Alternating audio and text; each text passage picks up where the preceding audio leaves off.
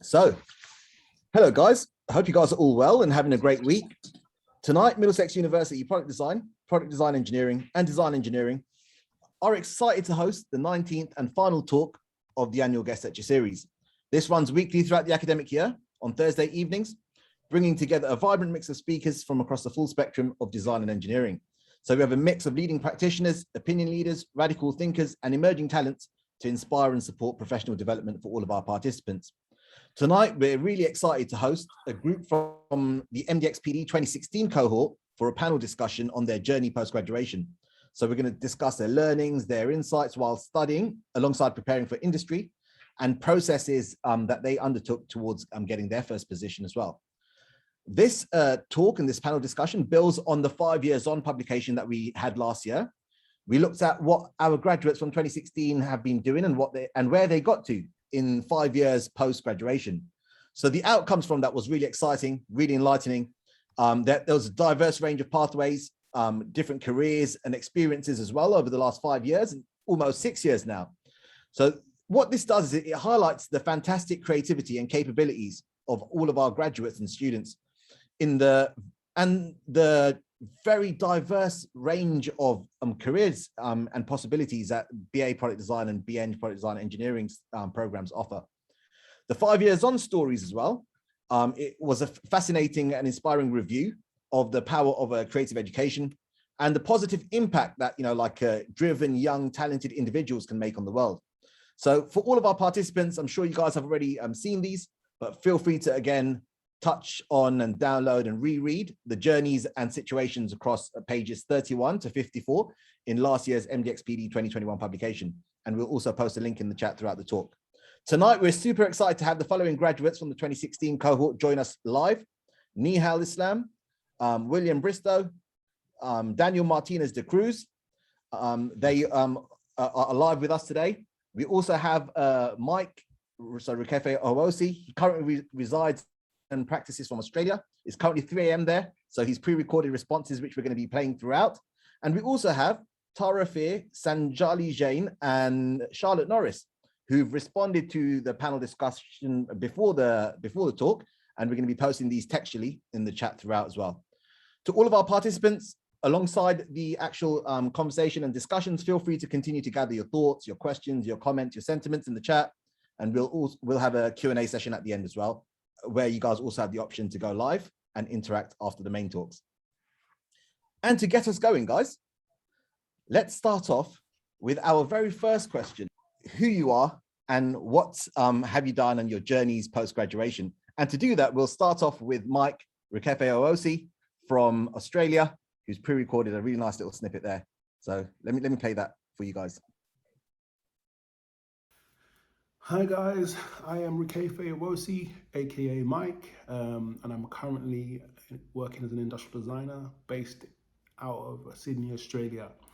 My first role in design was at a company called Bahaba's Footwear. We used to make this really cool detachable slipper. It's known as high V. The term for cool, an audit term. It did really well. It was a really popular shoe. And yeah, I moved on from there and moved to Australia not too long after, and then obviously I worked in freelance,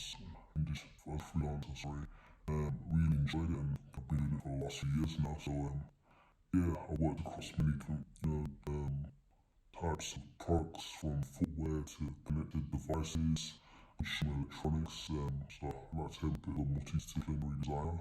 I love, attacking problems that need to be solved. So.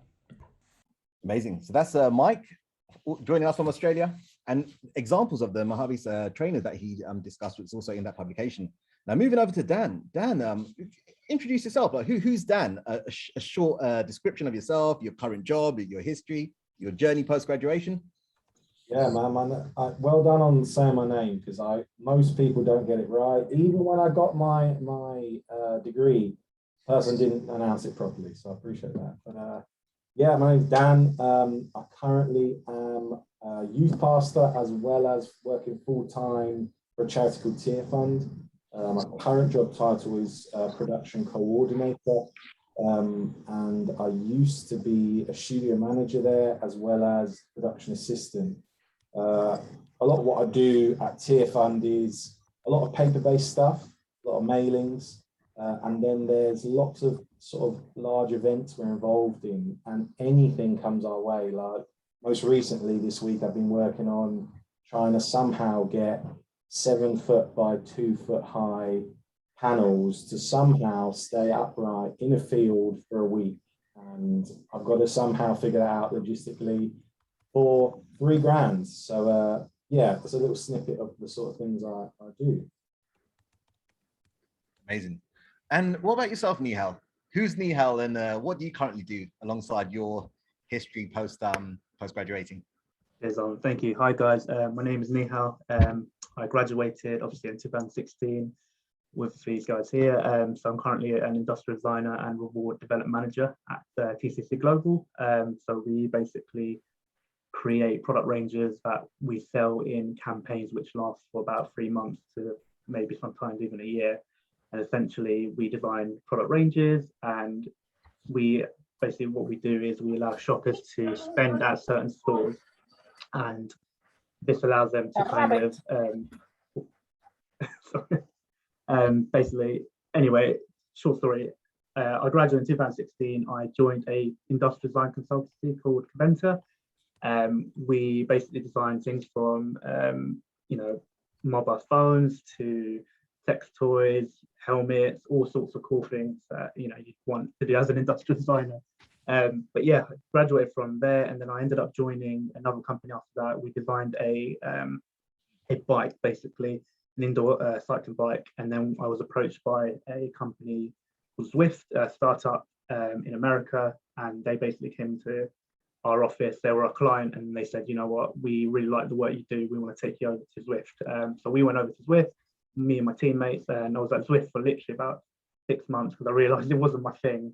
And then after that, from going in-house, I went to freelance, wanted to try out different things, you know, see what different things I could work on. And then from there, I jumped to TCC basically. So that's kind of my career from when I graduated in 2016.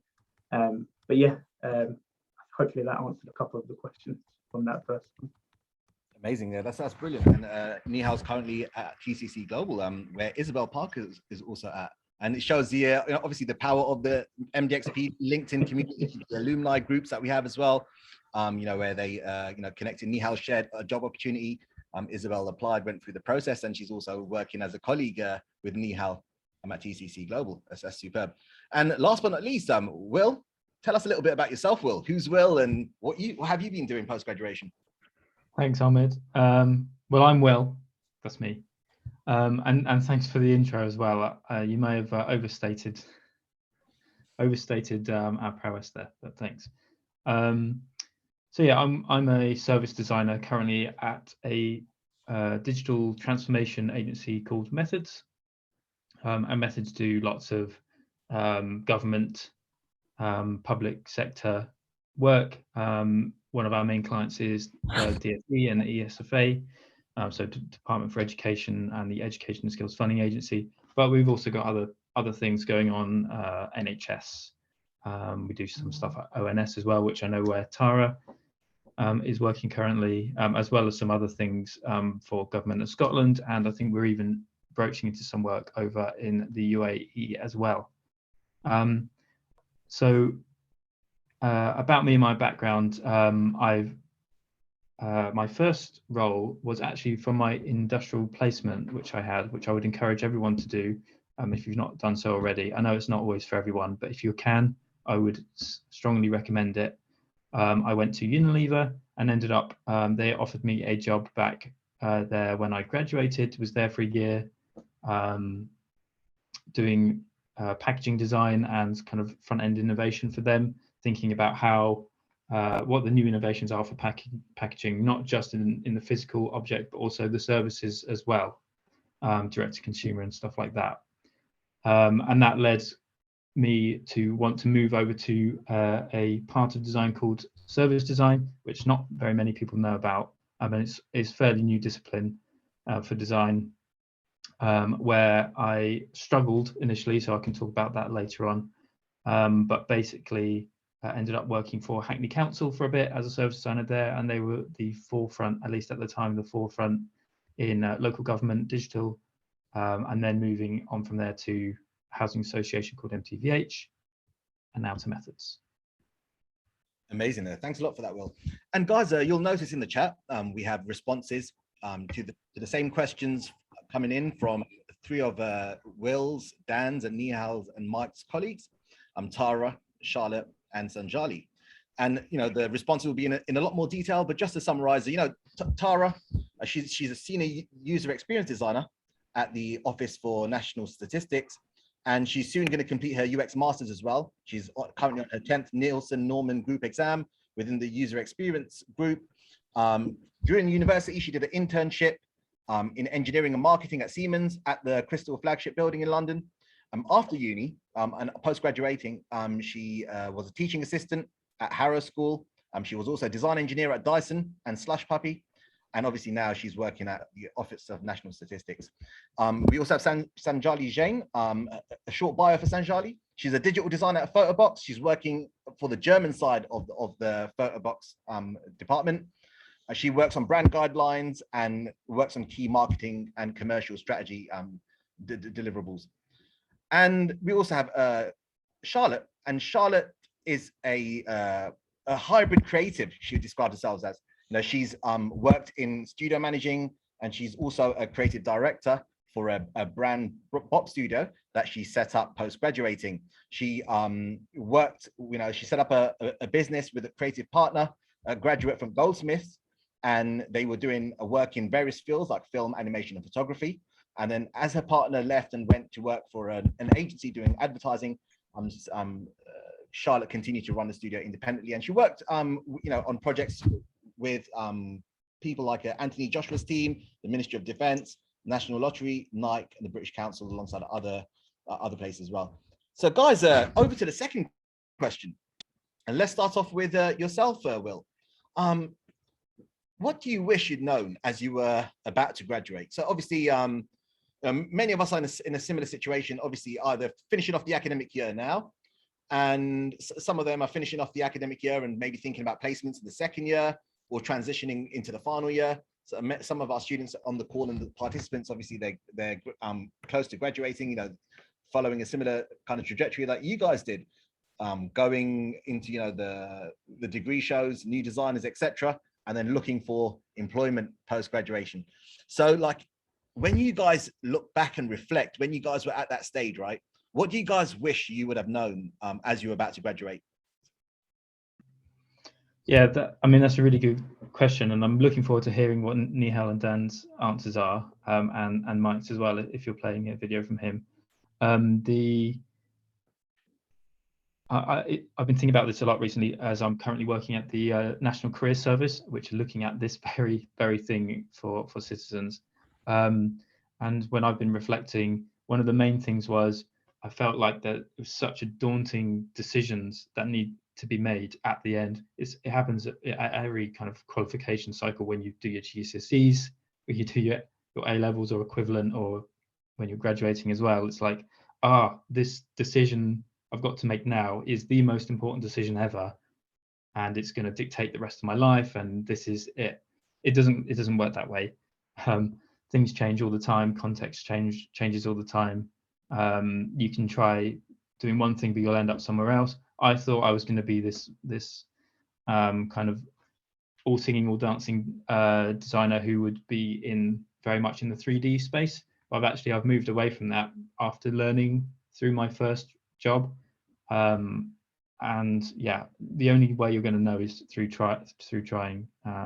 So don't be afraid for trying things. It's not forever. It's not as daunting as it may seem. Amazing. And some really interesting insights as well coming from Tara. Was obviously sometimes at that stage where you guys obviously just graduated as students, you might not have the confidence that you had, like in terms of going out into the real world. So she was talking about her role at Dyson, and the kind of imposter syndrome where you feel like not up to standard, you know, in or in the same league as everyone else there.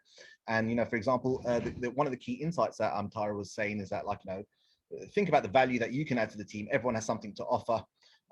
Alongside, you know, obviously being a woman in design and a woman in engineering as well. So remember that, like, know your worth as a person. Something else, you know, depending on obviously the dynamics of your team and your management. Another insight and comments from Tara as well was think about your team dynamics. Like, for example, if your boss is micromanaging or being over dominating, for example, like this isn't okay. Like, you know, think about like a healthy work-life balance, because it does exist, and you know, you can, you know, make it happen, which is one of the reasons, you know, for example, that she left and she moved on to you know, Slush Puppy as a design engineer and transitioning through to her UX role now at Office of National Statistics. Now moving over to yourself, Nihal. Nihal, what would you say that you would wish you'd known as you were about to graduate? Oh, so many things, Ahmed, honestly. Well, to be honest, I've got a load of things I can say, and there's obviously part more kind of to do with the product design, industrial design side, things I knew, and then there's more kind of overall, kind of not specific to product design, but more kind of overall for everyone. So I'll start off with kind of, so is there a lot of people today who want to kind of go into kind of 3D product design? But it's worth checking. Anyone around? Little show of hands, guys. I can't actually see, so sorry. There's a few little reactions coming through. But yeah, no, it's great. If there's a lot of you thinking about going into it, it's a great career. When I first started, obviously at Coventa, I managed to get that role because I had some experience, obviously, from my internships. I did an internship at TWD London and V2 Studios. And I think that kind of gave me that little bit of confidence, knowing that I was familiar with what would be happening, if that makes sense. So obviously, you know, it doesn't matter if you haven't done an internship. Obviously, Will did mention it's always great if you can. Even if you after you graduate, don't worry about looking to go for that kind of first, you know, it has to be a junior design role. Get an internship, get something. But one thing I wish I knew is kind of my soft skills, my kind of core skills when it comes to product design. You know, like sketching, CAD, things like that. You've got to make sure they're at a good level, if I'm going to be honest with you guys. Only because, you know, you don't want to kind of go in and someone tells you to kind of help, you know, you're going to be thrown loads of different tasks, right? You're not going to be like, you can be really good at something, which is good, but that doesn't necessarily mean you're going to be told instantly, oh, you're going to be doing this all day, every day. It doesn't work like that, unfortunately. So my CAD skills, unfortunately, weren't the best. And I kind of look back and think, I really, really wish I spent a lot more time, you know, doing CAD, spending more time in, you know, specific things like surface modeling. I don't know if you guys have done more advanced modeling in the second years, but I think that's one thing, you know, it's not too late, it never is, but thinking about like this, say, you know, you don't necessarily want to jump into a job yet, maybe spend a couple of months just practicing soft skills, you know, working with your classmates, you know, after, you know, in the evenings to do little design projects, kind of get those skills kind of back on track, because obviously you've just gone through a very hard final year, right? And it can be quite daunting after you finish up. You feel, some of you may feel quite burnt out, but it's time for you to kind of think about, you know, I've got to get my skills there. I've got to get my portfolio up there. Don't immediately always think you've got to jump straight into a job. You know, that's not the case. Make sure everything's up to scratch. And then when you do apply for a job, when it comes to that time, and you've got everything ready, your portfolio, you know your skills are there, you'll feel so much more confident. You'll feel better. You won't feel like you won't know what's going on. When you're actually in that environment, you won't feel scared. You won't feel like, oh, I don't really know what to do. Because I struggled a lot. I didn't ask a lot of questions. I went a lot quiet. I kind of noticed as I graduated, I just went quite quiet because I wasn't quite sure what I was doing. I wasn't asking the questions. You know, you've really got to make sure you keep asking questions all the time, every single day. Literally, that's what I've actually just picked that up now, if I'm honest. You know, I literally at my new job, I'm still learning, but the only way I learn is just keep asking questions. At my old job, I had that kind of unfortunate thing where if I ask more than 3 times, it'll be like, too many times, you can't answer now. So, you know, obviously don't worry too much about, you know, landing that perfect role as well. I never had my first, you know, I thought working at a design consultancy, Coventa, you know, in London, one of a well-known industrial design company, I was like, yeah, you know, this is going to be great. But, you know, it probably wasn't my best experience. I was there for about 4 years. I enjoyed it, but, you know, for me, it was more getting my foot in the door. Take any opportunity you can get, try it out. If you don't like it, try something new. Like Will said, it might not be fully right for you, but you've really got to try different things. So luckily I was able to work in-house, work, with different companies, loads of clients.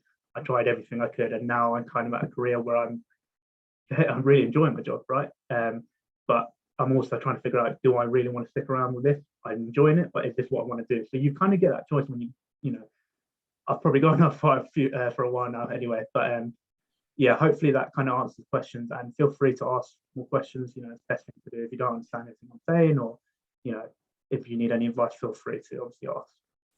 Yeah, that's amazing.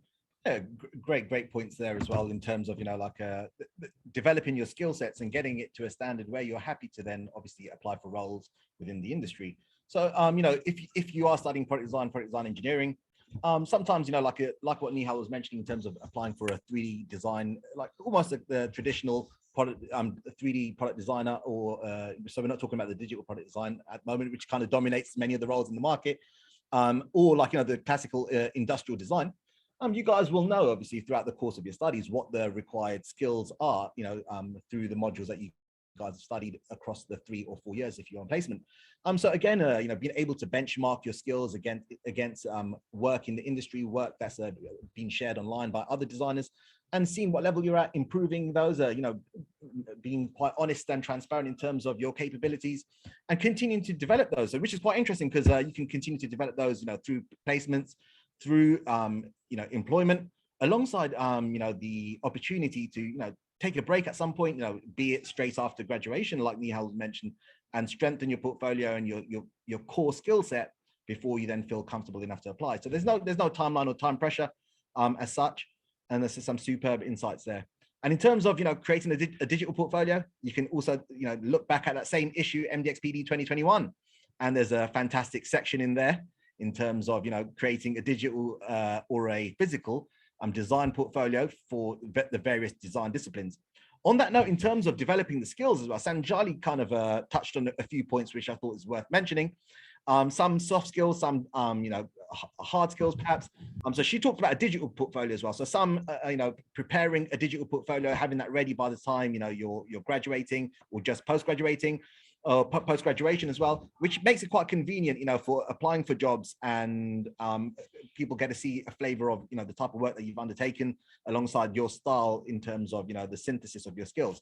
Another core skill, and that Sanjali said that she would have loved to improve at that stage, was public speaking and communicating verbally. So being confident with the work, being able to stand and articulate what the concept is, what it does, the process, etc. Being able to discuss that in a public audience, and that's always a valuable asset to have. But alongside that, make sure that your work aligns with what you say as well, right? So you can both verbally and visually kind of communicate. And then another one, a nice little tip there from Sanjali, just to round it off, is that if you don't have the skill, or you feel like your skills are not fully developed at that point, like it's okay to ask for help, or go on YouTube, or go LinkedIn Learning, etc., and continue to develop your skills, both during the course of your studies or post-studying as well. So this relates to a lot of the software stuff. Alongside, there's so many courses out there where you can get industry insights, like you get a flavor from other professionals, which will enhance you to develop those skill sets. So thanks to Sanjali for those points as well. Now moving on to Dan. Dan, what would you say that you would wish as you're about to graduate? Well, yeah, so many people have already mentioned I've got a good lot. I suppose some of the key bits I've sort of written down, that some are a bit more specific, some are a bit more general. More general is collaboration. I think that is something that Win from day one, year one, banged on about collaboration. And I remember doing OpenIDEO and thinking, man, there's like 2 guys that I saw on the first day, and then I didn't even see them on the last day. How the hell am I doing this work? And then they're like year 3s. Yeah, man, could you send me those sheets? I'm like, bro, who? No, but young me, I did that. But collaboration is so key in the workplace. You need to be at a level of I think sometimes it depends on your role too, and how you're studio or places set up, and Nihal rightly saying, you know, you need to get things up to a certain level. On the other hand, there are so many times when I've been in ideation sessions where I'm always with a copywriter, I'm always with what they call a designer, but they're more digital designers. They're working in digital and print space.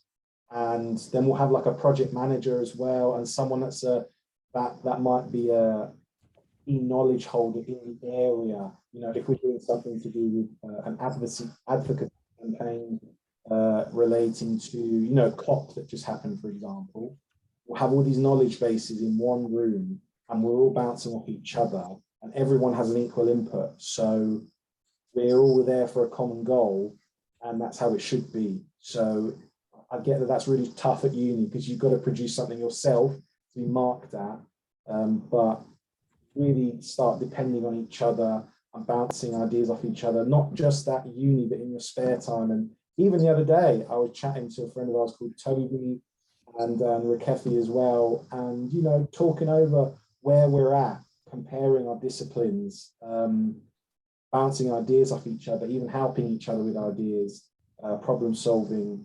That's something that I would greatly encourage. Proofreaders, gosh, that's something that I just always heard. Proofread it yourself. True, you should. But I wasn't very good at it, clearly, because my portfolio had loads of issues with it. And then I asked my flipping grandma to read it and someone else, and they did a shocking job because they didn't pick up on anything. So then I'm then sending this out to places thinking it's done. And just like Nihal was saying, don't feel like it's done. You need to sort of grow it. And again, at that point in time, I was ready to quit. I was so tired. I was so done. But at the same time, use your time that you've got afterwards, if you don't have it before, to go through it. Pay for a proofreader to go through stuff. To give you some context, I was a broke student, but at work, we have everything proofread. It costs about £30 for an hour or half an hour's work, and it won't take long to go through a portfolio. That can be the deal breaker sometimes, I think. If you're sending things out on email saying, look, I'm presenting myself to you, first impressions, it'd be great if you've got some opportunities for me. And then like first few pages, you've got spelling mistakes, you've got words that are missing, you've got widows, things like that. It's not a good look, and it doesn't necessarily communicate that you're serious and ready, perhaps. And I suppose the other thing I would mention is time management. That's a big one. Learning to manage time and learning to put gaps in for you to rest, but at the same time needing to get things done. You can't just come to uni and just be like, look, I'm only here for 3 hours, and if I don't finish it in these 3 hours, then it's fine. Like, you've got to manage things properly. If you've got to come in earlier, do that. You've got to prioritize. You can only do things at uni, in the workshop, do that then, and do other stuff at home, whatever it is. But there were times when I was more lax, and then I felt the consequences of that. Or even friends that would talk to me and say, look, Dan, man, I really didn't take this seriously. Or Win would say this often, you can do the same amount of work often in 6 days than you can in 6 weeks. And it's so true. You can often bang stuff out real quick, and don't underestimate yourselves. And the technicians, I think the technicians are people that operate machinery, manufacturers, whatever it is, the people on the ground, the people that know materials. They have done the metal bending, they've done the machine folding, they've done the saddle stitching and PUR binding, all of that stuff. You would not believe how valuable those people are in terms of contacts. I remember one of the first jobs I printed at Tearfund was a very thin, a PUR bound booklet is one with a flat edge. So there's glue and there's like a gum in the spine. Usually only do that on thicker booklets. This mug here was asked to print something thinner. I didn't have the knowledge or know-how to sort of like understand all of that at the time. I printed the book, and then there was like glue seeping out the edges and on the front and back pages. And we had to, like, that was something that was going to be used for some really high value donors. People people giving Tearfund like 500k plus. So clearly that was not something that we used, but I then had really good conversations and made good connections with the people that with one of our suppliers. So I think that sort of knowledge is also really helpful and good contacts for moving forward. Amazing, great insights there, Dan. And on the basis of collaboration and networking, obviously collaborating with multi-stakeholders, you're not a one-band team, right? What's it called? You can't do everything yourself. So one of the feedback that Charlotte's put forward for us as well is always network and build your network and collaborate with others. You get a great opportunity to do this obviously throughout the course of your studies, both on campus with your lecturers and the wider university teams, alongside obviously different technicians who have expertise in certain areas, alongside all of the fantastic guest lecturers that come in on a weekly basis. Furthermore, as you guys are finishing your studies and finishing your undergraduate kind of journeys, you also have the amazing opportunity to take part and participate in degree shows and such as New Designers, which can open a lot of doors to different routes, such as like Charlotte mentioned, winning awards, scholarships, internships, and employment opportunities. And over the course of the last couple of years, since we've actually been doing New Designers and the degree show prior to that as well, many of our students have used these opportunities to both network locally, nationally, alongside securing some of those great things that come from participating. Another thing that Charlotte mentioned, which I think is really pertinent, obviously we're talking a lot about the core skills, the hard skills, all of that kind of stuff, is life skills, right? And having a healthy work-life balance, because obviously you have different dynamics. So you have everyone has a different kind of a socio-economic standing. Everyone has different backgrounds. Everyone's at different stages in their lives or personally, and at times for example life can throw you a curveball. You might be it a health issue, be it something related to mental health or physical health and your well-being. And what you have to understand is that takes a priority over other things. Health and your well-being is super important. And Charlotte, on this particular note, she mentioned that if she was to answer this question a couple of years back, her answer would have been completely different to what it is now, because she has a very different perspective. I mean, based upon some of the health issues that she has gone through and overcome recently as well. So one of the key things that she mentioned was believe in yourselves, drink a lot of water, sleep enough as well, and find a healthy balance between being ambitious, but alongside that, take care of yourselves. And remember, for example, money and work isn't everything, right? Because obviously, if you're in employment, remember you can be replaced, right? So don't affect your health whilst chasing the bag. She's putting in inverted commas. And then she also mentioned, right, be relatively resilient and thick-skinned as well. Don't be too precious on your ideas. Don't be too precious in terms of your views and your opinions. Take feedback and criticism on the chin, because there's real opportunities in terms of personal and professional growth that way as well. So I'm saying there's some superb insights there from Charlotte, which is a really nice and different kind of flavor on the conversation and discussion we're having. And the last but not least on this particular point, in terms of what would you have wished you would have known before graduating, we have a couple of pointers coming in from Mike Rikefe from Australia. So let's play the recording. What do I wish I would have known before graduating? I wish I would have known how hard it was to get a job and being prepared to apply for work. Having skills, I have a really good portfolio.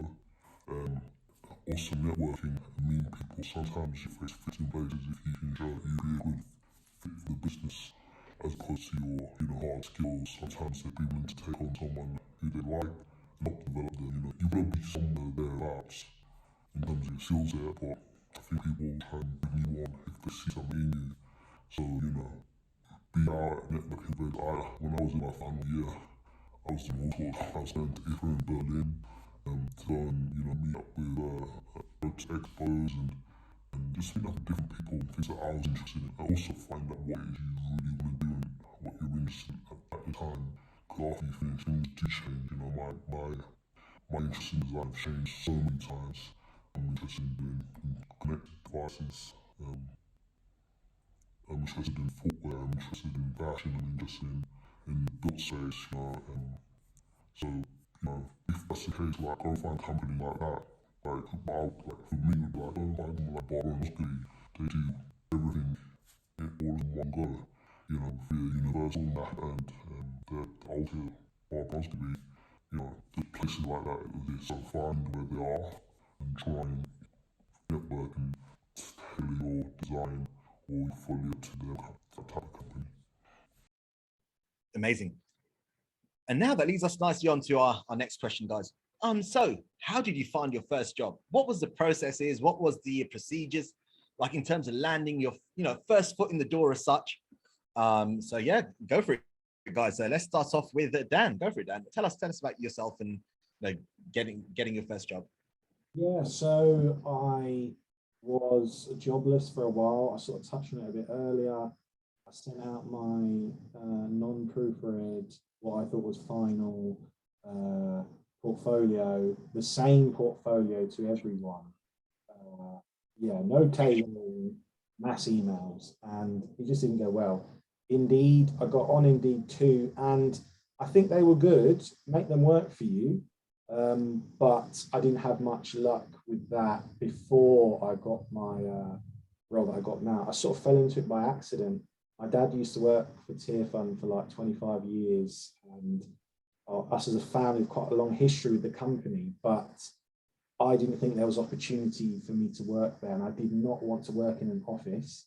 It was just not what I wanted, and I thought that was boring, and it's all pastel colors and flipping middle-class white people, and I just couldn't deal with. I just couldn't deal with the thought of that. But there was I found out that they had an in-house sort of studio setup, and they were looking for a studio manager, ideally someone that had experience in the creative space to manage the team and their workload, as well as also someone that could help with production on a 60-40 sort of split. So I went for the job, went through some interviews, and yeah, I was told after, obviously not allowed to share things afterwards, but I was told it was, it was competitive, but I think all of my voluntary work I've done with youth as well helped to round out what I could offer them, not just from a design creative perspective, but also how to manage people, all of that. So that came in, that was really helpful for me. And then from there, after a year and a half, it was basically clear that I was doing 2 full-time jobs, and I couldn't keep up with either one. So they managed to get some budget to separate it. And I had to make a choice whether I was going to go down one route or the other. And because they have I'll pick up on this another time if there's time, but they have a non-promotion policy at Tearfund, and there's a lot of places that do that now, where you have to apply for every role. You can't just get promoted up into the role or get a pay rise unless there's a legitimate reason or change in responsibility. So I had to apply for it. So that was a bit nerve-wracking as well, to think, man, I put a lot of time into this job. I changed a lot of things internally as well. And to think I could then go for an interview and then not get the job, that was scary. But I did get the job, and I'm still there now. Amazing. And what would you say, Will, in terms of landing your first job in terms of service design? Yeah, so I mentioned, it was good, by the way, to hear that, Dan. It's a good experience to hear.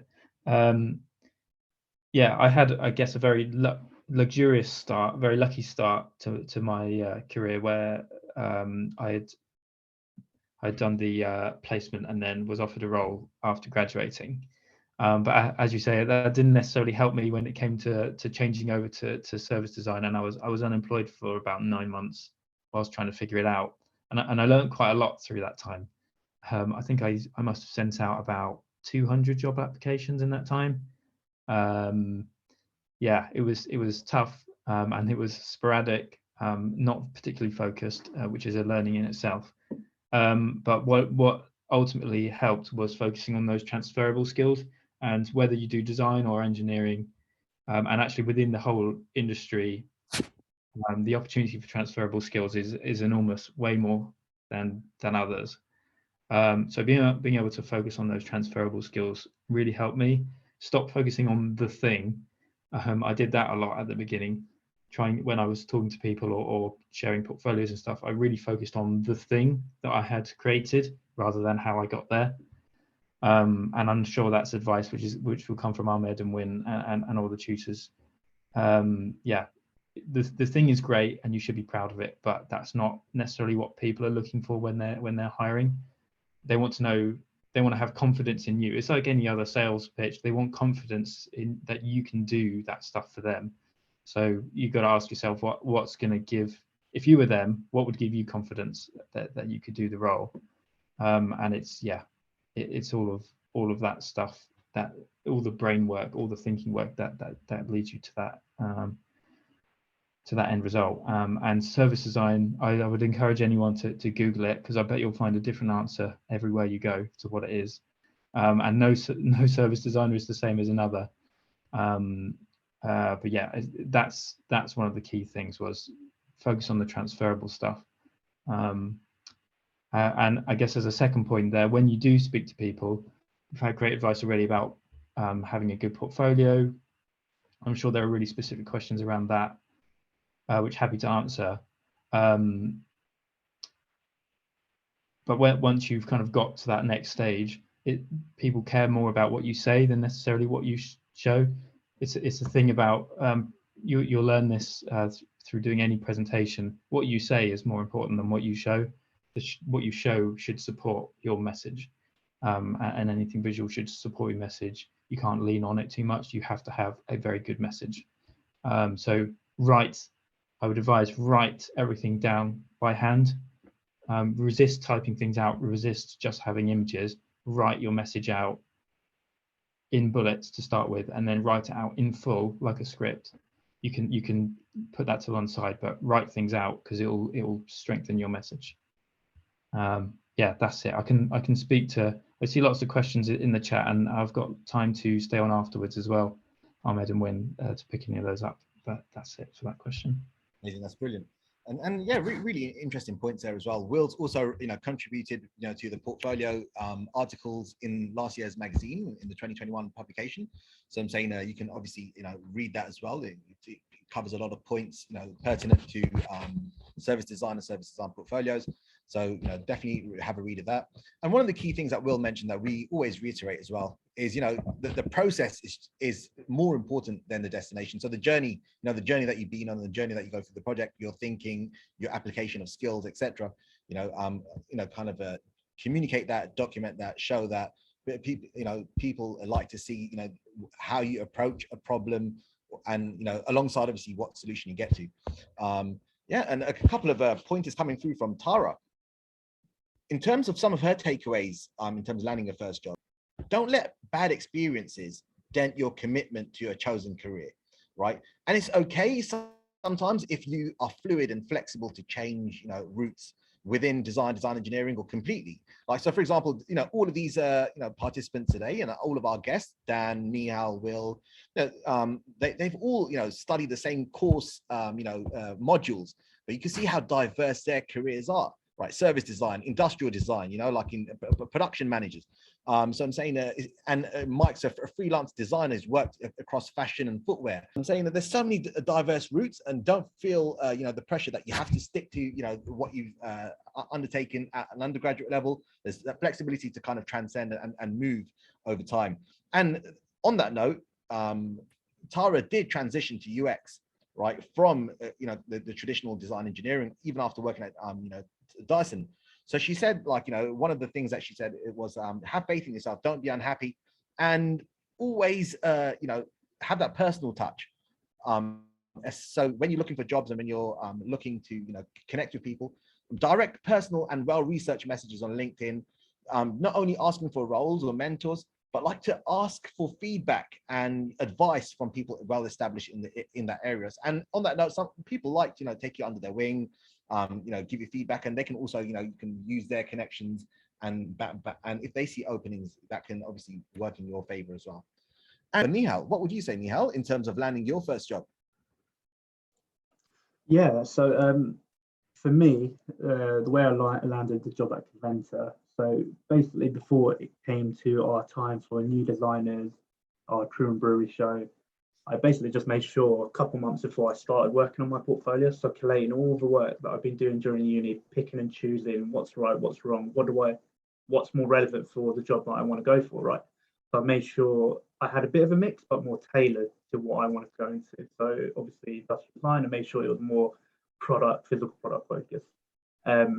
So 3 months before, this is my advice I would give: make sure you start now. Essentially, this is the right time. I say you've got a couple months until you guys graduate, so this is the time where you slowly start picking it up, getting into InDesign, whatever you want to use, and start building your portfolio slowly and making sure I mean, I could do a whole class on portfolio building, but it's got to look amazing.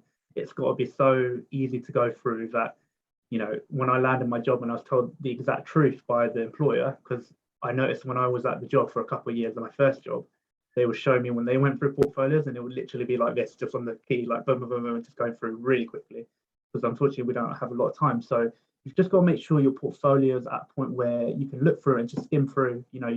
You don't necessarily need a lot of the text. It's got to be very impactful, visually striking. You've got to show your process, and I feel like I did that to help me land my first role. I'll be happy to share my portfolio in the chat if anyone. I was actually looking through my old 2015-16 portfolio, and you'll see the massive difference when you start to gain experience and see how much it changes. But anyway, going back to kind of thing, so I applied for pretty much everywhere, sent my portfolio, sent my CV, everywhere in London, because I knew that I wanted the industrial design role in London. I told myself that, and I kind of manifested this kind of, oh, I'm going to get the role, I want it.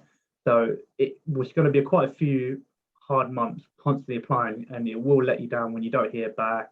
Don't let that let it get you down. Just make sure you keep pushing. Something will come through eventually. It can take a lot of time, and I've been through it as well. I had a bit of a pause in my life where I needed to take a break, and when I was starting to go back into design, it was, for me, it was, I needed to make sure I had that break in order to go back in. But anyway, again, going back to my initial point, what I would also advise is calling up the companies, just making sure, sometimes networking right now isn't possible, but just giving them a call and just saying, hey, look, I'm going to send my portfolio CV through. If you get a chance, could you send it through to the, design director or whoever you want, and just mention your name. Just say, look, I'm just about to send it through. Please, could you just kind of, and that just gives them that kind of, over everyone else who's just sent a portfolio CV through. That's what we all did, right? We just sent it through, copy and paste email, copy and paste, change the company name. Obviously we all do it, but that's the way you got to do it. You've just got to send through your portfolio CV to every single company. I still do that, by the way. I feel like everyone does it now, and we don't talk about it, but it's the way we do it. But that's what I'd recommend. Having a good portfolio, having that kind of desire to show yourself, kind of be like, hey, look, I'm here, I want this job, I want this role, I'm applying for it, you send it through. And, I was very lucky to land a role within the first week of graduation. I think that was a lot of luck, but I didn't, unfortunately. What happened was that new designers and our Brick Lane Crew and Brewery show, I was like set, like I'm going to get a role today. I know why I wasn't there, but because I didn't, that kind of bogged me down. And I thought to myself, oh, there was a load of people getting like, CVs and cards and business cards. So I kind of told myself, I won't give up. But out of nowhere, after all of that, graduation, I just got an email just saying, hi, do you want to come in for an interview? And I just went, oh, okay. It wasn't a massive informal kind. It was like, hey, do you want to come in for an interview? So what I did when I went into the interview, I took literally everything I had, from first year, second year, third year, all prototype, everything. You just got to take it, because who cares what people think, honestly? Just take it and just show passion. This is what I did. This is my process. It's not perfect, but this is how I got to from there to there. And you'll see like the delight on people's faces. They love it. Why would you not love that? You know what I mean? Even if it's a really crappy prototype, it doesn't matter. So that's kind of how I landed my role. I went in, I spoke to them. It was very fairly relaxed studio, which was nice. I just bought everything out, and you'll be surprised how going from a very, is it formal or informal, like very businessy type kind of chat to, whoa, look at these cool prototypes. Everyone just goes really excited. and it kind of makes you feel really relaxed and quite happy because you can see their reaction. And yeah, I heard back the next day. That's how I landed my role. Yeah, I think that kind of sums it up. Yeah, that's absolutely amazing. And I think that passion, passion for what you do and the passion for what you show and how you communicate that. I mean, people can obviously see that, right? They can see the energy, they can see how you, kind of communicate, your work and what you do and how you've done it. And, for example, you're never the finished article. You've studied something for 3 years, maybe 4 years if you're taking a placement, right? Even 6 years on, you're still not a finished article, right? You're learning, you're growing, you're continuing to. Well, you're 6 years. I mean, 6 years better than you were 6 years ago, right? You're more experienced now, right? I'm saying, exactly. That passion is super important, and that kind of links to what Nihal and the team were mentioning previously as well, in terms of the passion of kind of developing your skill sets outside of the core requirements of your undergraduate teaching, right? Like just wanting to learn more and be better at at certain things. And again, that works in your favor. It's an investment in yourself. Touching on a couple of Nihal's, Will's and Dan's colleagues, Sanjali was mentioning, that she found it, relatively straightforward. She had a couple of rounds of interviews. She went through a design recruitment agency, and then she, obviously the traditional kind of presenting your portfolio, and a CV and cover letter. And she went through that traditional process. She found it straightforward. There's a lot of it's a common thing now, actually, when you're applying for a role, to have a mini task or a little brief that's also set within that kind of a recruitment process to kind of see how you approach a challenge under a shorter time frame, perhaps. So I'm saying that's something that Sanjali also had to do. She said, she also switched her roles, a couple of times, since graduating, but she's enjoying her process now. And Charlotte, she'd freelance at university. She'd also worked in she landed her first job through an agency in a studio in Shoreditch before transitioning into setting up her own studio thereafter. And to summarize, she obviously reiterated those few points that we made earlier in terms of, number one, balance, remember your health and don't sacrifice yourself for money and work, and be resilient both professionally and personally, and keep growing. Don't stop developing yourselves. And that same question going over now to Rikefe. How did you find your first job, Mike? I did my first job, so it was difficult. I had my first gig just as I was graduating, so I was running around my part, living in New York at the time, so I was between New York and London towards the end of my degree, trying to do my final year's project, get ready for a kid, so I was really stretched for time. Probably didn't spend as much time as I did on my portfolio, but I think I had enough in there to sort of help show my skills and my soft skills and my hard skills. I was looking for work for a couple of months, and my good friend of mine, who runs a really successful footwear consultancy called Concept Kicks, his name's Dan.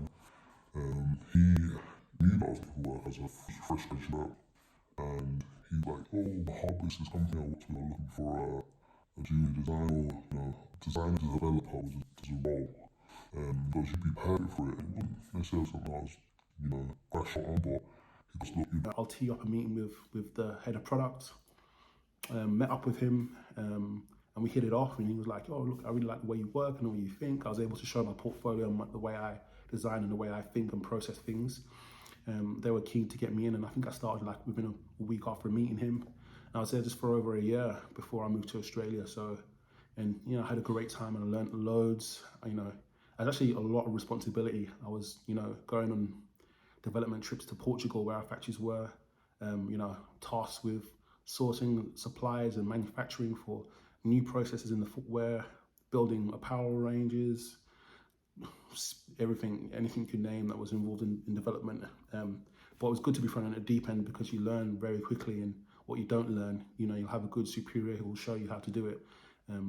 So yeah, it was good. It was a good time. As soon as you get a chance to start networking with people, just get yourself out there and meet as many people in the fields that you want to be in. So definitely, I'd say go out there and network and try and meet people, because 9 times out of 10, it's probably how they perceive you in terms of more so than what you can do, with your work. You have to be also thereabouts, but yeah, definitely try and meet and network.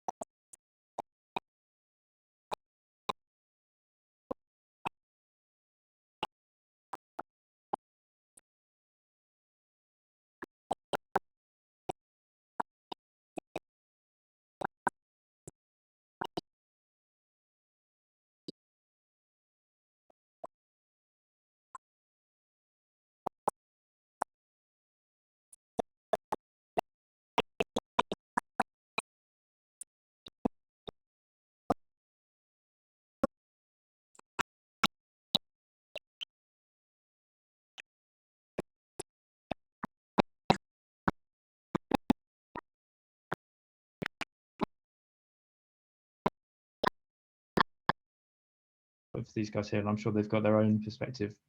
But for me, where especially as it's a time when you're trying to figure out who you are is the kind of nice fluffy thing, but like what you really want to do and what excites you. And my one of the things I've quoted this at people when, and I hope you're happy. But there's a phrase that you said at least once that stuck with me was, university is a place where you learn to learn. You may not get all of the answers, but it's a place where you figure out how to get some of the answers that you're looking for. And that's one of the main things that I've brought with me is, yes, I learned some specific skills, and I see people asking in the chat about like Photoshop and CAD and all of that stuff, which is important skills to take forward, and it's a good, safe environment to practice that stuff. But it really is the ability to reflect on yourself and learn to learn. I will always take that with me. What would you say, Dan? Yeah, I think I'm supposed to keep it short. Two things. One, someone mentioned a question earlier about transitioning from second to third year. That was the biggest shock for me, but I think it was a good shock. The step up of quality needed, the amount of the quantity of output, and how quickly you had to do it compared to second year. For me, anyway, at that time, was a massive step up, but I think it was necessary. And there would often be times at the beginning of projects, I think, man, I've got 6 weeks and 100% of this I don't know how to do. But then going, and it links in with what Will was saying, that Win said, is learning to teach yourself in part. So you'd be having those weekly meetings, and those are so important to go to, you know, even if you can't attend it or whatever because you're sick, send something in for something to be reviewed. Because those conversations would help, because Win, Ahmed, others might not have all the answers, but they might know someone that does, or know a company, know a website, and then you go from there and you can achieve a lot. The other thing I would say more generally, it was touched on a bit on the course, and for my role anyway, my sector, the whole importance of eco, the world, the planet, is vastly important, and I'm sure there's a bigger emphasis now on the course, but avoid plastic at all costs if you can, in my opinion, and get to know things like what is FSC, what is PEFC, what are plant silks, what are starches, what happens to plastic, and if you look into it, even bioplastic, look into what it actually does. What does it break down into, or does it ever go away? You know, that whole chestnut there, but also how we design things. And again, this was something that opened my eyes on the course, was we don't always have to design something that is made from flipping bamboo, because everyone loves bamboo, but you can design things with more premium materials that might cost more, but with the intention of being used long term and being repairable, things like that, I think are so key. And also a massive thing as well, learning what the difference is between something that's compostable and something that is home compostable is a massive thing that lots of people in industry use, where they say it's compostable. You think you can stick it in your compost bin, but it really can't. Yeah, just a few things to sort of look into, perhaps. Amazing. Great points there, Dan. And last but not least, Nihal, what would you say, looking back at your time at Middlesex University, product design, what do you... Yeah, no, I think for me, honestly, I had the best time at uni. You know, the course was great. I learned so much and I used the course. I think for me, it felt like the course was so open that you could just do what you wanted, almost, sometimes, all the time, but you kind of chose what you wanted to do, and you led, you know, it gave you, you know, going from, obviously, you know, some of you might have gone sixth form and stuff, jumping on to obviously university, it kind of gave you that, you know, I guess confidence to be like, you know, I'm going to own this. This is what I want to do, and I'm going to do this, and I'm going to do it my way. Obviously, it was really nice having those kind of weekly meetings, those constant feedbacks. That for me was really nice, because in my head, I knew, right, my design's going to get better. It's going to, from all the feedback we got from people, it kind of made it kind of eases you into the industry. There's a lot of people who have a lot of opinions. That's a big thing. So I think for me, it allowed me to really get better. Just, if someone will tell me their opinion, I'll take it. It's always a valid opinion. Someone, you need at least an opinion, right? So then, you have a bit of a discussion, you can talk about what's good, what's bad about design. So I think for me, it was about going into uni, doing what I needed to do and not being pushed back, win yourself. You guys allowed me to have that freedom to do what I wanted to do. And that, I genuinely really appreciate it. And I think for the guys here as well, we did our things. We all kind of went our separate ways into our career paths. And it's a really beautiful thing if you think about it, it's really nice. Like, we're doing our things now, and we all learned the same things pretty much at uni, but it kind of took us on different paths. But I think for us, I took in certain things more, I'd say. As for Pad, I told myself, I need to get better at this. I spent more time in it because I knew in the back of my mind I wanted to kind of use this as a skill later on. But for some other people, they were like, I know I'll probably end up using a lot of Photoshop for this kind of role I want to go into. So it was really nice. You can't be good at everything. That's something no perfect designer exists, and you can't be amazing at everything, but you can have a good balance, and you can have certain skills that you really push yourself.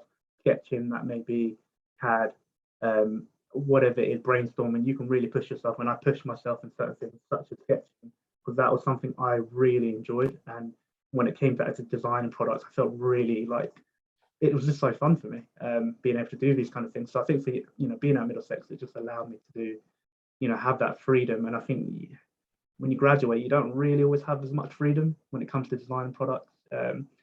So, use it now, guys, really honestly. Use that time you have. And I'm sure everyone's told you, Win tells you, every teacher always repeats this. But yeah, honestly, use that time now to really explore yourself. Voice that sounds a bit wrong, but explore ideas, and, just get good at, what you want to do. And use the workshop as much yeah. as possible. Live in there, because you don't find them outside of university. And it's really sad that you don't. I wish I just had a bandsaw over there I could just do stuff with. Yeah. Amazing. And in the spirit of networking and collaboration, another great thing that I just a thought that came to mind whilst Dan and Nihal were talking was the power of placement as well. If you can do a placement, do a placement. Right, because in Nihal's and Will's and Dan's year, there was a core group of like 7 or 8 students that went out on placement. When they came back, the touching on things that were emerging and touching on things that that was ongoing within industry, they brought those insights back into the class. And like, for example, where Keyshot was just emerging as a powerful rendering engine, right? It then obviously, as they were outputting renders in Keyshot, the rest of their colleagues saw the benefits of that.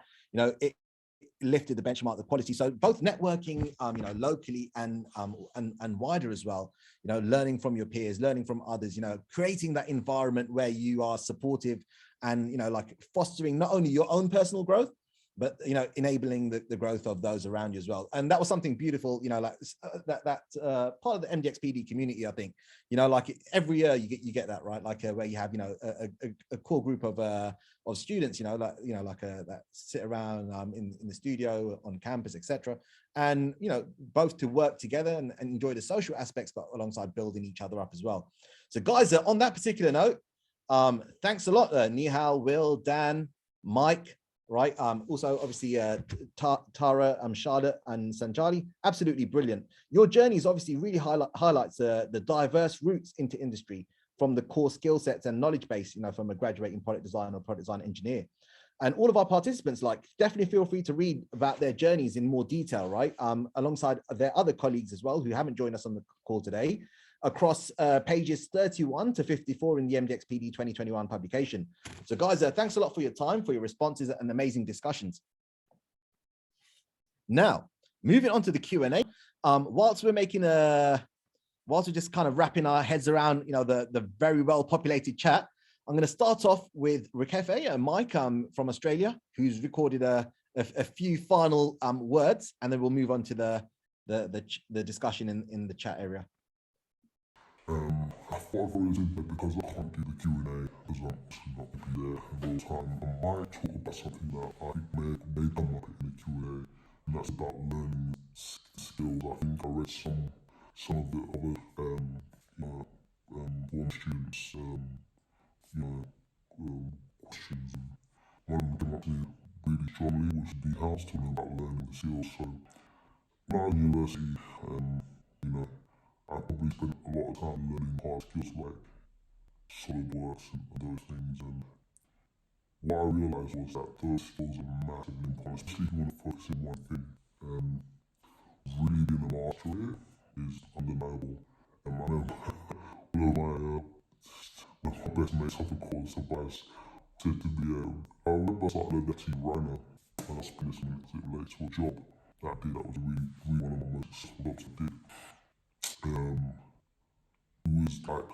It was a humble boss, something to do DFM, and he was using SolidWorks, and I was like, I just found out about Rhino, and it's like, this thing's amazing, you can make shoes and you can make anything, and Tob was like, oh, yeah, but it's not industry standard, and I was just like, yeah, but it looks like it's fun.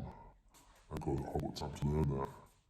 And I'm like, but it's fun, I was trying with different softwares like Modo and all these different things. I was also, I'm a CAD guy, I think, so that's my thing.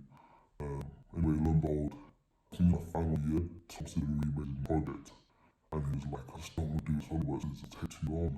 And he brought in this really amazing render and showed it to everyone, and he said, how did you make it? And he looked at me and goes, Ryan. So that was good. He saw the benefit in trying other things. So, try softwares, try all different types of formats and different things. Even if you think it might be alien to what you're doing, it can all relate back into your design practice. That might be, using traditional mediums, drawing more, 3D, like just find something and have a go at different things, try different things, because you're at university now and you try as much as you can. Because when you get into the real world, you need to have that craft to a decent level. So going back to mine, I learned this software, and I really honed in on it. I really went really hard at it, and I reckon just after I finished, but actually whilst I was in my hobbies, so I was in my hobbies and I needed I wanted to work more, so I wanted to work for myself because I saw what my friend was doing, and then I was learning Rhino. I was doing a project for him as a freelancer in his company, Concept Labs. And then a big project came in. I don't think he could have done it. And he used SolidWorks too. And it was Sanjali, the design consultant. He was like, I want to make this shoe. This is around the time he got the VP job at Sashi. And he goes, I got this crazy idea, which I can't do, I can't make it, I don't know how to do it. He doesn't 3D. So Dan was like, you use Rhino, you can do anything. And I was like, yeah, definitely. I was like, maybe not, but I said yeah anyway. Just always say yes at something. And yeah, he sent me these drawings, they're not the best to be fair, but sometimes it's not about having a high fidelity drawing, it's about having the idea. And then obviously working collaboratively with different people to bring that idea to creation. And so he sent me this drawing, and I sat there for ages thinking, how am I going to make this, how am I going to make it? And I just started in Minor. I went for hours, this is all while I was working full-time at hobbies after I got home at work. After 7 o'clock I got home, I was working on my freelance, religiously. I ended up making Soul with him, and it turned out to be obviously one of his best-selling shoes, but it almost knotted my MacBook. So I ended up buying a PC and getting around on the PC because I was beach balling for God knows how long. And it was an amazing project to work on, but it's just me following, a different sort of route as opposed to using industry standard software. I just tried things, and one of the things that I tried ended up helping me work with an amazing designer and an amazing project. So there's loads of things out there in design that can help you, make amazing things and work on great projects. So try different things and be open-minded to everything. Don't just think that there's no standard in our industry because it's changing so much every day, and you can find ways to fit in it somehow. So yeah, that's the last thing I want to add. So all the best guys, I hope you all have a great year and get your final major projects done and working portfolios and join us all in industrial design world or whatever world that lies after your university degree's finished. All the best and thanks. Amazing. Thank you, Rikefe. Thank you, Mike. Superb points there as well. And I guess that just shows again, your passion for continuing to learn, and not just learning what you're taught in the core modules in terms of SolidWorks, Siemens, NX, if you're in, for example, if you're in design engineering, for example, but continuing to push yourself. If you know Fusion 360 before you come to university, it doesn't stop you from, for example, learning SolidWorks and vice versa. And obviously just keeping in touch with what's out there, what's emerging, what's ongoing, and kind of diversifying yourself and your skill set, because it's all for yourself, really, in terms of that particular investment. And that's superb. And another something else that aligns quite nicely with that is what Will posted in the chat as well. Another key skill is learning to ask good questions and better questions all the time as well. Superb point there from Will. Now, a question coming in from Kai Stopford to all of you guys. Would you say that you still keep the basic skills that you learned at uni, for example, like SolidWorks, Adobe, the Creative Suite, etc.? And did this set you guys up to work in the industry? So go for it. Nihal, you want to start on that one? Yeah, sure. So from my side, 100% yes. Adobe, so Photoshop, InDesign, Illustrator, Keyshot, SolidWorks, I pretty much use every week. Like you're going to be using it every week. You might not be using it every day. So for example, you might do SolidWorks for a whole day and then not do any SolidWorks for like a couple of weeks, or it depends. But I think for you guys, 100%, get your skills at a good level. If you want to go into kind of 3D product design, especially SolidWorks, I imagine everyone's using SolidWorks at uni at the moment. You guys haven't changed, have you? No. Oh, you haven't. Perfect. So yeah, SolidWorks, you just got to make sure you're at a good level. And to be honest, you will learn at the job. Luckily, I'm at a company which actually allowed me to do where it is now, but I basically have a surface modeling book. I did a course literally last week, just to kind of get my skills back on track.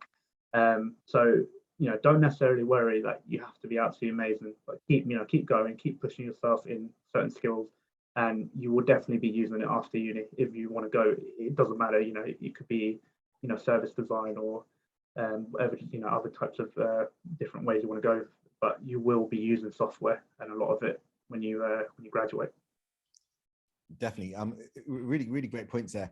And the other thing to bear in mind as well is, especially if you're talking about Kai Stopford, if you're talking about computer software also develops, right? Like it also changes. You have new features and new ways of doing things. There's other benefits to it as well. So you always continue to learn and continue to kind of bring those skills together in new and interesting ways and apply those in projects as well.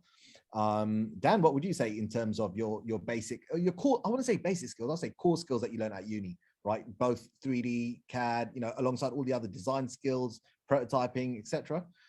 Did it set you up to work? Did it set you up nicely to work in the industry? Yeah, so I think my role and stuff, I'm in a very different role to Nihal, for example. So I'm not touching things like SolidWorks and stuff like that. I don't need to. But when it came to communicating things using Photoshop, Illustrator, or just straight, most of the time, the nature of my role anyway, and how we work internally, is just drawing, but not necessarily, well, I've even got a mock-up here, like how you just quickly do quick prototypes of things. There's like a, okay, this is actually really rubbish, but it's just like how things stitch together. I'm printing out basic things like this, but showing how something would go on a line to be stitched, where the perforations are, because when you see them on like in what we would call spreads, a PDF, it looks really confusing when it's flat. You need to have a knowledge, you need to have that knowledge of how nets work and all of that. You need to know how to use the software so you can manipulate it, figure out how this thing is working. Also just sketching or utilizing the power of videoing yourself sketching or making something real rough. I've always loved using squared paper. I don't know why. I think it just helps to like get dimensions sort of ish accurate when drawing things. And often I do like side drawings, top face view profiles, and I'm sending short videos to suppliers saying, this panel goes in like this bottom panel comes up, this bit slots into here, and that bit must fold over that section.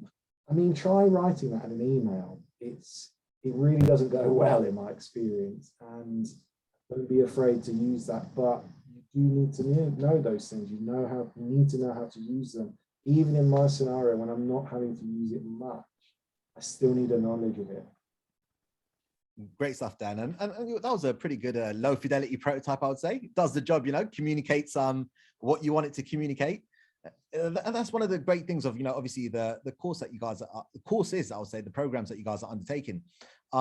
You become, hopefully, through the course of your studies, good and effective, verbal communicators alongside visual communicators as well, like being able to make sense of things and communicate that to other people, other stakeholders, alongside, for example, when there's like a multi-stakeholder collaborations, being able to kind of bring together thoughts and kind of enable those to materialize. So I think that's a superb insight there, Dan. What about yourself, Will? What would you say? Your core skills post university, did it set you up nicely to work in industry? Yeah, well, I guess it works in wonderful and mysterious ways. I know how to use a drill. I put these pictures up myself. That's an example. I know that's not the answer you wanted to hear. But CAD, obviously, I don't use CAD in the traditional sense, or what we learn. I guess Adobe is CAD, technically, is computer-aided design. I don't use Adobe as much as I used to. I've still got the skills. I can pick them up. It's like riding a bicycle, really. And I learned that with SolidWorks when I was at Unilever back the last time I used proper CAD.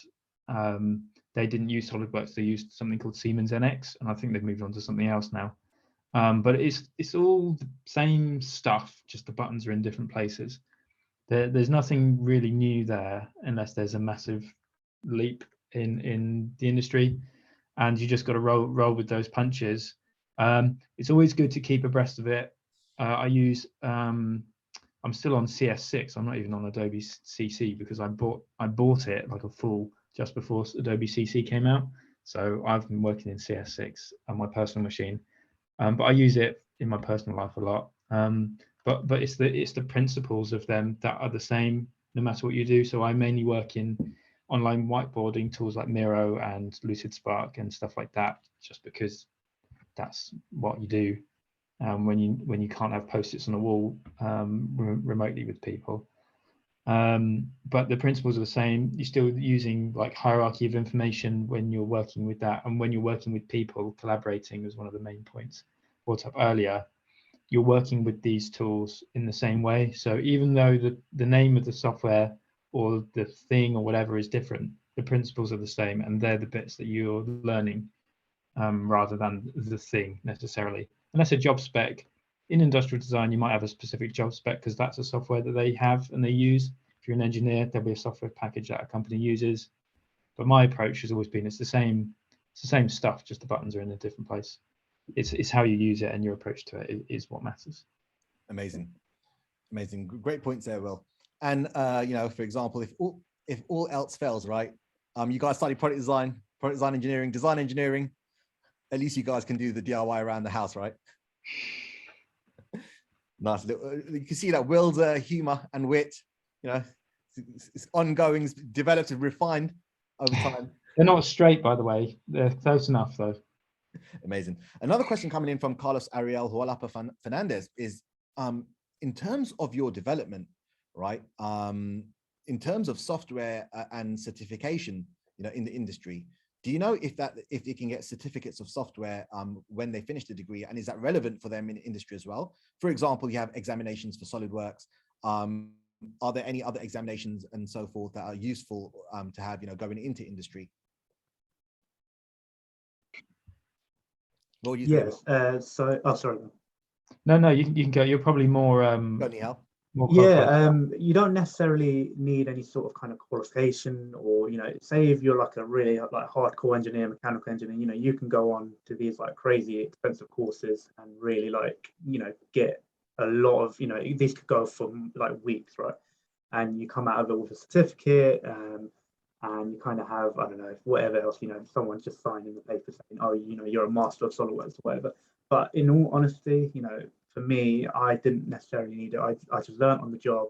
I picked up the skills where I needed it. You know, I learned a little bit from obviously uni, picked up from there, and all those kind of combinations of kind of doing it here and there, and using it sometimes for my personal life to 3D print some bits. You know, you pick it up, you kind of, you don't need a certificate for it, if I'm honest. You know, you will pick it up, and you know, you don't have to worry, and you can go, you know, you can get really good at it if you put that time in. And it's also about, you know, obviously you've got to enjoy your personal life, but you've also got to put some time into your personal life to be able to get good at these things, if that makes sense. So while I was at uni, I would spend a whole load of time, you know, on sketching. I know it's not relevant to certain software, but sketching is like a fundamental skill if you really want to get into industrial design. And the more you do it, the more you keep practicing, and the more you put into situations where you're sketching under pressure, you would just get so much better at it. Same with SolidWorks or any sort of CAD. You know, in the end of the day, you don't need a qualification. As long as you can CAD something and the client's happy, it looks great in a render or a visual, that's all it needs. When it comes to design for manufacture, obviously that's another kind of level. Usually that obviously takes a lot more time, but that's more kind of, you've got to learn kind of, you know, certain principles, you know, how much you want to do a certain wall thickness so you don't get sink marks, things like that. You will pick it up, but it's always good to kind of read into it, just so before you get, you know, into a job, you're not like, you know, I made that mistake. Someone was like, oh, did you make sure the wall thickness is a third of the outside thickness? And I'm like, what are you on about? I don't know what you're talking about. So immediately he just gave me a book and just a read on it, just make sure you know it. And then from there, you know, I picked all these little bits up. So, you know, it just depends how far you want to take it. You know, SolidWorks, for example, you know, you can be like a master at SolidWorks and do like a whole course and even teach people, you know. So the other day I had a surfacing course by a guy who's like amazing at SolidWorks, and he learned it, and he made sure he learned it for the course that he was going to teach. So he obviously spent years like getting better and better. So yeah, don't worry too much. Just learn on the go and learn as much as you can. Use your free time to get better at SolidWorks, and you'll see, you know, you don't need a degree specific to SolidWorks or a certificate, you know, just to say, oh, I'm really good at SolidWorks. Amazing. That kind of answer the question. 100%. And what would you say, Dan? Add on to that, I would also say that always good to do courses, to do things, and then if they come with a certification, always good for your CV, obviously. I suppose the caveat to that I would say is that, I mean, Rikefe sort of touched on it, is, and Nihal, is learning the skills you need to know, and then also trying new things. But really, it comes down to, we've had a few rounds of interviews and a few different roles I've been involved in the interview process. Often there's tests and things like that, but there's always a review of portfolio and stuff sent in. The tests are there to sort of see how you perform under pressure, and really you can produce something, but your certification won't necessarily show that you can do that. Or have you spent 10 weeks doing that, rather than, look, we need this in an afternoon or a day. That's not to say that it's not important and you shouldn't do those courses, but I think it's more important to, one, get really good at the stuff that you'll use often. If you don't think that you're going to be having to design for manufacturing, you're going to use SolidWorks as more of a visualization tool often. I mean, don't spend loads of time learning how to do that, or not right now when you have the time.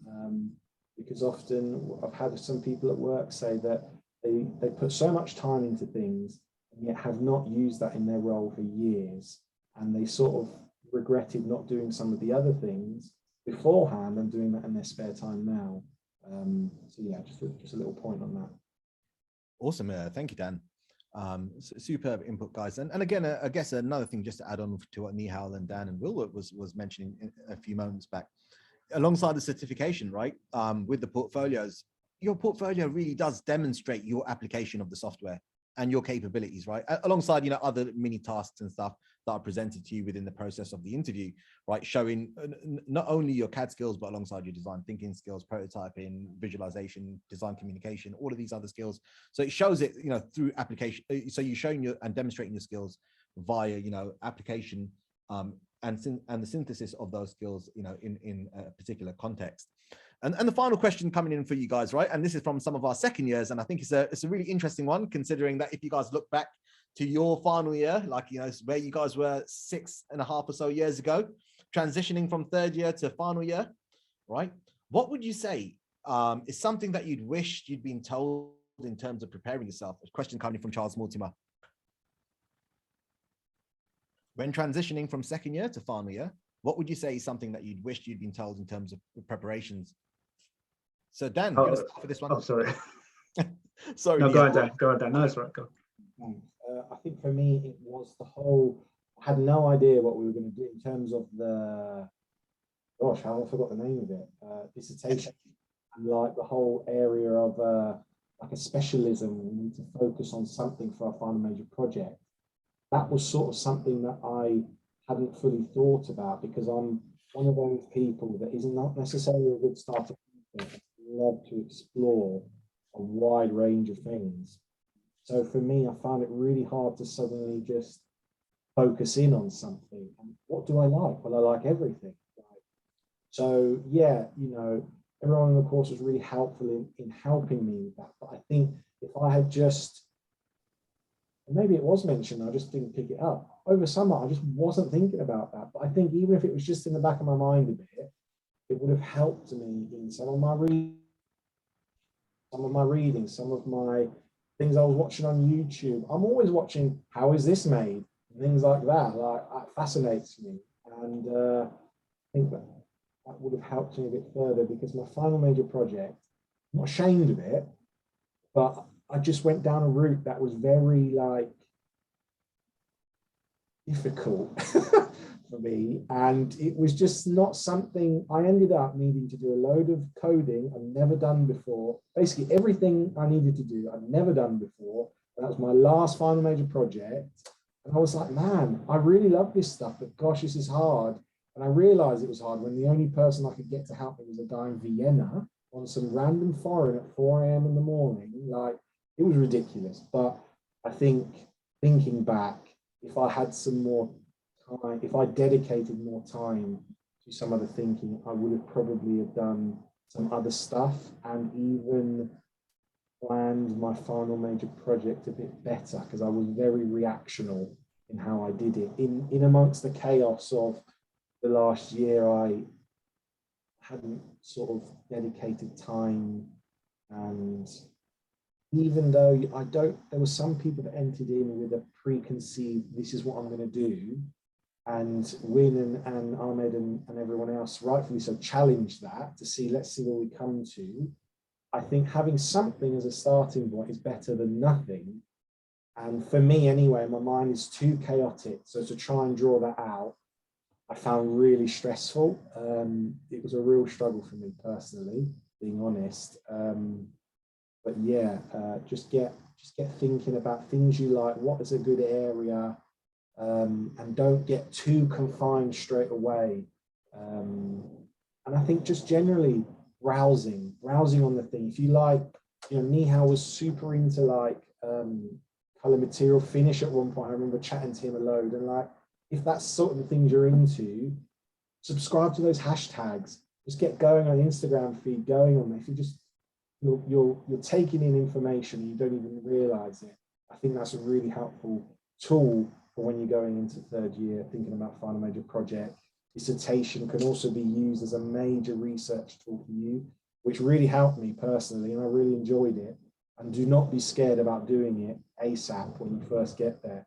At first, I was annoyed with Win. I thought, this guy, what is he talking about? How am I going to do this? And then it was the most helpful thing, is getting that done quickly and using it as a tool for my final major project, rather than seeing it as something separate and an annoying bit of writing. Yeah, and it was enjoyable. Amazing. Thank you, Dan. That was brilliant. What about yourself, Nihal? What would you say? I think I'll keep it short and sweet. So for me, it was, I wish I had a bit more of a clear vision of what I wanted as an outcomes by the end of the year. So I wanted certain things that would have helped me get, so for example, a certain job. I should have told myself, right, okay, I need to create this. I think it was really nice that you guys did this in the course where we had to create a prototype. That went really well with my portfolio. That was really nice, having a final major, working prototype, these things. But I feel like if I kind of changed my idea a little bit here and there.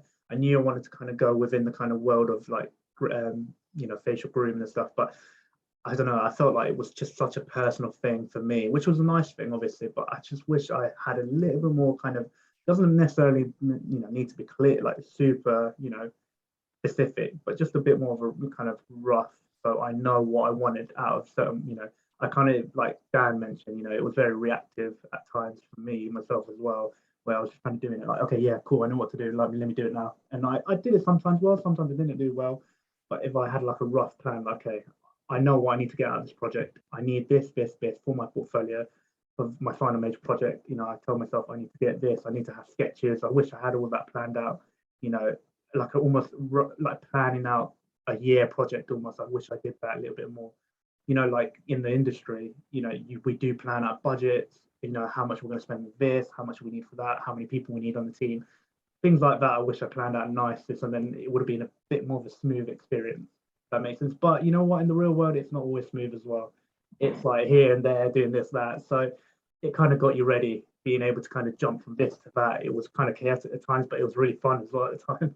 And so, I think it worked out for the best. What happened was meant to happen, if that makes sense, for me to be here where I'm at today. So I do obviously appreciate that.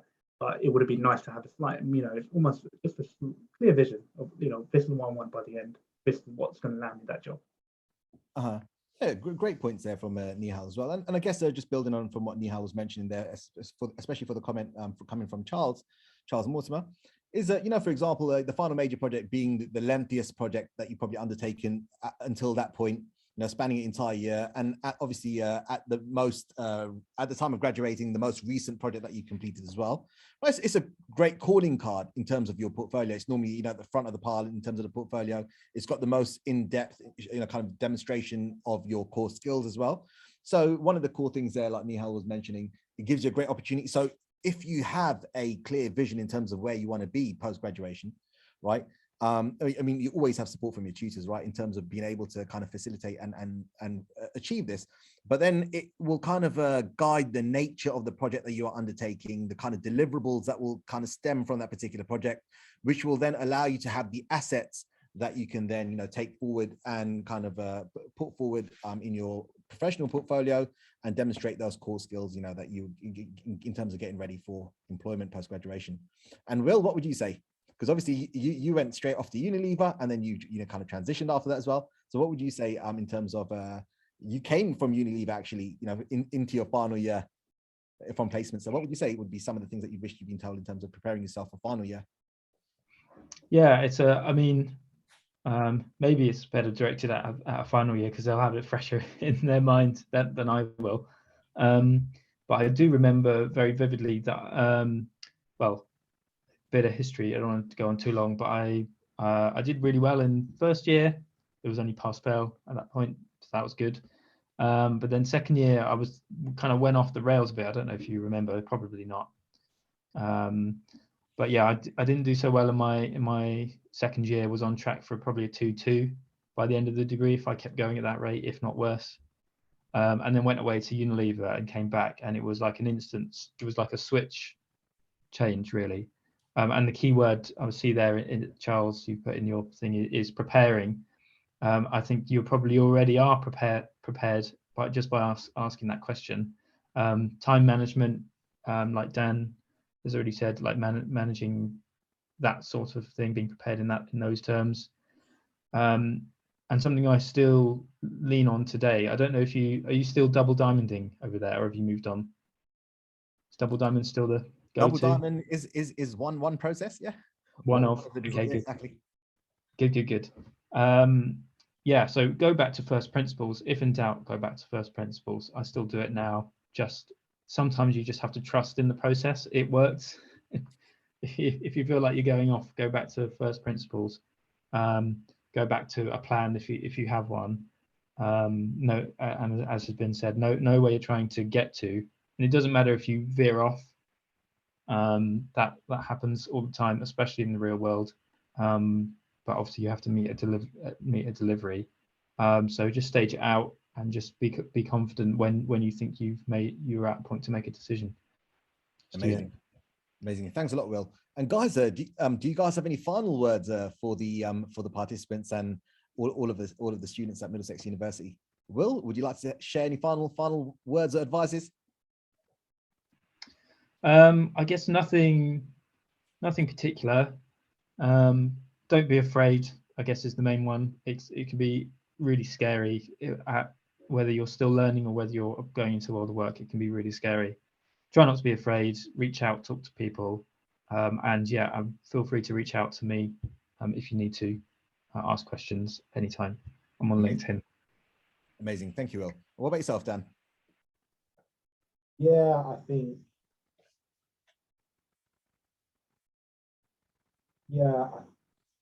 placement is a real key one. I really regret not doing one, and I think one of the best things you can do for your whole course is go on a placement, like a year placement, doing some stuff. And like Taz got a lot from doing her placements over summer and stuff. That can be really hard to find. But doing a year's placement, there was a key difference between people that came back and my second year mentality self. And it was a harsh learning curve, and I had to get up to speed, or you just get left behind. Like, not that, you know, win an army, they're going to abandon you, but it was that. And you got up to speed or you didn't get up to speed. And then there was a key difference there. So, yeah, I think it would have been easier for me, perhaps. Amazing. Definitely. And I totally second that as well. If you guys can do a placement, and obviously, you know, the whole process of, you know, looking for a placement, applying for placements as well, and that entire kind of experience as well is invaluable. Obviously, it sets you up well for looking for employment post-graduation as well. And Nihal, any final words there, Nihal? I think picking up from Dan's kind of point, you know, it's crucial that you do a placement or an internship. Doesn't necessarily matter if you do it during your certain year, third year, or sandwich year. But just getting any sort of internship or just a bit of experience will just help you so much. It will just change your perspective on, you know, from making that jump from uni to going into the actual real world. It just changes everything. You know what it kind of teaches you is just what you want to do. You know, you may not be able to do too many placements or internships during uni, but having one or two, or even just one, it will just give you that kind of idea, right? Okay, this is what I really want to do. I'm going to really push myself. Because I knew from doing my placement and internship, it just fired me up for final year. I knew this is what I wanted to do, and I just pushed myself to the point. Well, I broke down so many times, but you know, it's you know, it will just drive you so much, and it will make you not give up on that dream. You know, it's always having that dream. You know, we all do this because we love it, right? We love product design. We love designing amazing things for people, and I think, you know, being able to get up every day and knowing that I've got a fun job, you know, we all have fun jobs, you know, it's a nice thing, right? And that's why we're here today. We're doing this course, you know. And for me, you know, it's been such a blessing to be able to do design and be paid for it. Do you know what I mean?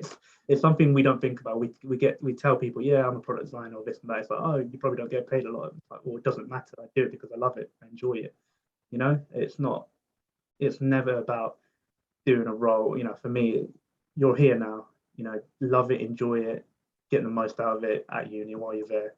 And kind of final words I'll say is, you know, don't be afraid, honestly, to make those mistakes. You know, I've made hundreds of mistakes during my career, loads and loads of mistakes. I've got a whole list of just mistakes, and you know what, you'll learn from them. It can be quite tough at times, you know, quite a few people mentioned, but you'll get through it. You know, the hard times, they're there because they're there for a reason, to get you ready, right? You know, I'm a firm believer that you go through certain things to get, you know, to push you through and get you ready for other things. You know, good things will come. So, you know, be ready and, you know, enjoy it. Amazing final words there as well from Nihal. And just to add another one there, Isabel Parker, you know, a graduate from 2019, she added another kind of a point there just to kind of round things off. Another one is turn up, right? Just, you know, attend, turn up, show up. It is what you make of it, and that's what Isabel has also added a little contribution there in the chat. So all of you guys, Nihal, Dan, Will, alongside all of those who have contributed as well, Rikefe, Tara, Charlotte, Sanjali, that was absolutely brilliant. Both the talks and the Q&A session as well. It's absolutely superb. And it's fascinating to see, obviously, all of the routes that you guys have taken, your journeys, and all the great work and stuff that you guys are doing. Amazing. Thanks, guys. And now to round it off, guys. All right, it's been an absolutely fantastic 19 weeks as well since we've commenced this series earlier on in the academic year. We had 31 guest speakers over the course of the year. Some of them locally, some of them globally, as we have today with Rikefe as well, bringing together a vibrant mix of speakers from across the full spectrum of design and engineering. So from all of us at Middlesex University, product design engineering, and design engineering, many thanks to all of you guys, all of the speakers, and we look forward to staying in touch, working with you again, and hopefully hosting you again at some time in the near future. To conclude, alongside all of the inspiring and diverse guest speakers, I'd also like to thank all of those who supported this series, all of the module leaders, who shared the weekly emails and details with the relevant cohorts, and all of those who helped out with organizing speakers like Professor Mehmet, Wynne Griffiths, Alex Zivanovic, Nick Weldon, Kate Hurd, Andy Bardil. I'd like to thank all of you guys, and not forgetting all of our SLAs as well, who've monitored the chat and muted all of those who entered unmuted, asleep or busy and unaware as well. So thank you, all of you guys. And to all of you participants who attend, participate, actively engage throughout the sessions, listening attentively, asking brilliant questions throughout as well, and interacting even after a full day of studio sessions. Thank you, all of you guys. I hope you guys all have an amazing break, and best wishes with your final assessments and examinations. So stay well, stay safe, and wish you guys all a lovely break over the next couple of weeks. Thank you, Ahmed. Thanks, guys. Best of luck, guys. Thank you, everyone. Thanks, Dan. Thanks, Will. Thanks, Neil. Thanks, all.